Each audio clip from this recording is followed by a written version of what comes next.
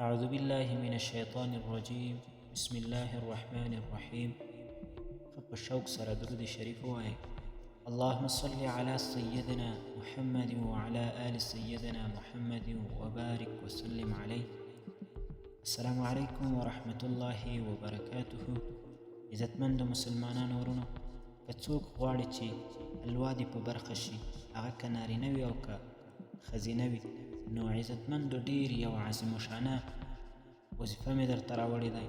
دغه قرآني وظیفه چې انشاءالله وشي، نو د الله تعالی په فضل سره هغه کسان چې دوی اولاد غواړي، اولاد به یې نصیب شي.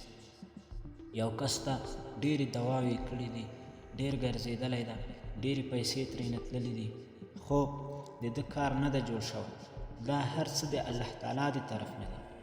خو دغه شیان، دغه ډاکټران، دغه تګونه دا یو وسیله ده، او دغه دعاګانې دا یوه وسیله ده. نو لکه څرنګه چې دا دعاګانې او دا ډاکټران دا یو شی بل شی دا وسیله ده، نو همدغه شان دا هم د الله تعالی د قرآن کریم خپله وسیله ده. مونږ او تاسو الله تعالی ډېر عاجز پیدا کړي. الله عز وجل په قرآن عظیم الشان کې فرمایي وخلق الانسان ضعیفا، وایي ما انسان ضعیف پیدا کړی ده. انسان چې دی ضعیف دی. عزتمندو دغه کومه وظیفه چې زه درخوایم دا هم یوه وسیله ده. انشاء الله چې څوک یې وکړي نو د ده به اولاد په نصیب شي.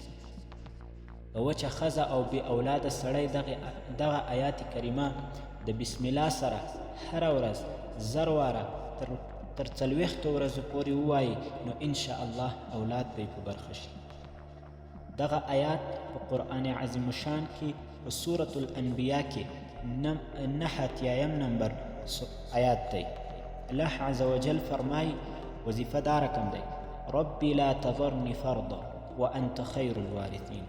ربي لا تذرني فردا وانت خير الوارثين. نو عزتمند مسلمانان ورونو، دغه وظیفه به تاسو هره ورځ 1000 واره تر 40 ورځو پورې وایئ، نو انشاء الله اولاد به یې په برخه شي. او د دې ترڅنګ دی له ګناهونو نه ځان ساتي. انشاء الله الله تعالی ته دې ځان نږدې کړي، د ده به اولاد په برخه شي. دغه یو قرآني نحسه ده. نو هیله دی چې عمل پرې وشي او د خپلو ملګرو سره شیر کړی شي. السلام علیکم ورحمة الله وبرکاته.